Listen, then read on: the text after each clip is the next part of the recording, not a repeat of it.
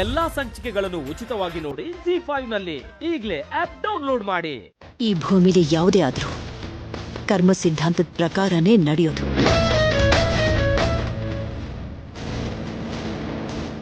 ತಿಳಿದೋ ತಿಳಿದೇನೋ ನಾವು ಮಾಡಿರೋ ಅಪರಾಧಗಳು ನಮಗ್ ಗೊತ್ತಿದ್ದೋ ಗೊತ್ತಿಲ್ದೇನೋ ನಮ್ಮನ್ನ ಕಾಡಬಾರ್ದು ಅಂತಾನೆ ಆ ತಾಯಿ ನಮ್ಮನ್ನ ಎಚ್ಚರಿಸ್ತಾ ಇದ್ದಾಳೆ. ನಮ್ಮ ಮೇಲೆ ಕನಿಕರ ತೋರಿಸಿ ಆ ತಾಯಿ ಹೇಳಿದ ಮಾರ್ಗದಲ್ಲಿ ನಾವು ನಡೆಯೋದನ್ನ ಬಿಟ್ರೆ ಅದಕ್ಕಿಂತ ದೊಡ್ಡ ಶಿಕ್ಷೆ ಇನ್ನೊಂದಿಲ್ಲಪ್ಪ.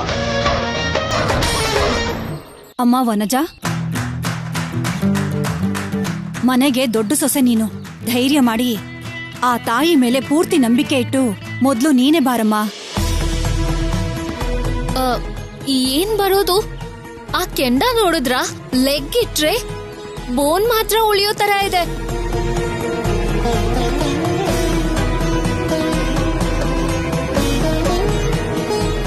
ಬಾಯಿಗೆ ಬಂದಾಗ ಮಾತಾಡ್ಬೇಡ. ನಂಬರ್ 1 ಸೊಸೆ ಆಗ್ತೀನಿ ಅಂತ ತುಂಬಾ ಸಂತೋಷ ಪಟ್ಟೆ ಅಲ್ವಾ? ಇದು ಪ್ರೂವ್ ಮಾಡ್ಕೊಳ್ಳೋ ಟೈಮ್ ಮಂಜಾ. ಅಂದ್ರೆ ಏನು ಹಬ್ಬಿ? ಬದುಕಿರುವಾಗ ಸಾಧ್ಸಕ್ಕಾಗದೆ ಇರೋದು ಸತ್ಮೇಲ್ ಸಾಧ್ಸು ಅಂತ ಹೇಳ್ತಿದ್ದೀರಾ? ಏನಮ್ಮ ನೀನ್ ಮಾತಾಡ್ತಾ ಇರೋದು? ಏನು ಅಮ್ಮ ಅವ್ರು ಹೇಳಿದ್ನ ಕೇಳಿಸ್ಕೊಂಡೆ ತಾನೆ?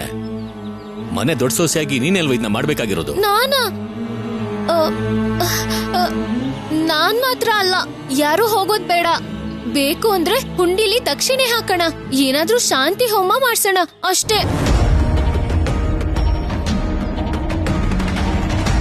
ಆ ಕೆಂಡನ ತುಳಿದ್ರೆ ನಮ್ ಕಾಲು ಕಾಲಾಗಿರಲ್ಲ. Vanaja, stop it. ಈ ಮನೆ ದೊಡ್ಡ ಸೊಸೆಯಾಗಿ ಈ ಜವಾಬ್ದಾರಿ ತಗೊಂಡು ನೀನ್ ನಡ್ಕೊಳ್ತೀಯ ಅನ್ಕೊಂಡಿದ್ದೆ. ಅದನ್ನ ಬಿಟ್ಟು ಇಂಥ ಸಲಹೆನೆಲ್ಲ ಕೊಡ್ಕೊಡ್ದು. Just stop it.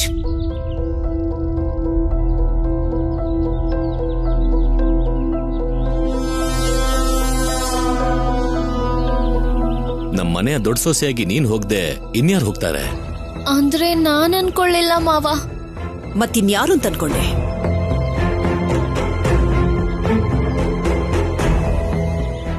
ಅಮ್ಮೋರೆ,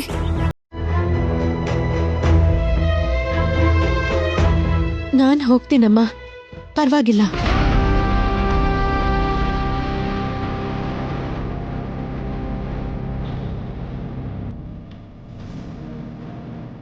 ನಮ್ಮೆಲ್ರಿಗೂ ಒಳ್ಳೇದಾಗುತ್ತೆ ಅಂದ್ರೆ ಎಂತ ಕಷ್ಟ ಆದ್ರೂ ನಾನ್ ತಡ್ಕೋತೀನಿ.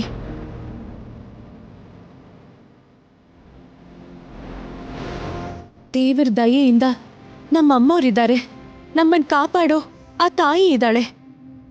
ನಿಮ್ ಸಮ್ಮುಖದಲ್ಲಿ ಸಂತೋಷ ಇರುತ್ತೆ ಹೊರತು ನಂಗೆ ಯಾವ ಕಷ್ಟನೂ ಇರೋದಿಲ್ಲಮ್ಮ.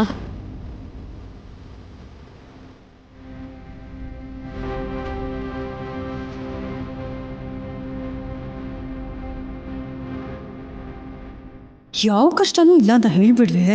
ಇವಾಗ ನಾನು ಕಾಲು ಅಡ್ಡ ಕೊಟ್ರೆ ನಿನ್ ಬಾಡಿ ಎಲ್ಲ ಬೂದಿ ಆಗತ್ತೆ. ಹೋಗು, ಆ ಕೆಂಡ ತುಳಿ. ಸರಿಯಮ್ಮ, ನಡಿ.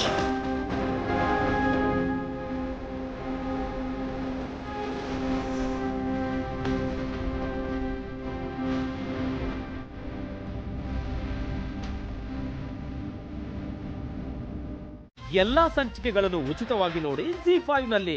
ಈಗಲೇ ಆಪ್ ಡೌನ್ಲೋಡ್ ಮಾಡಿ.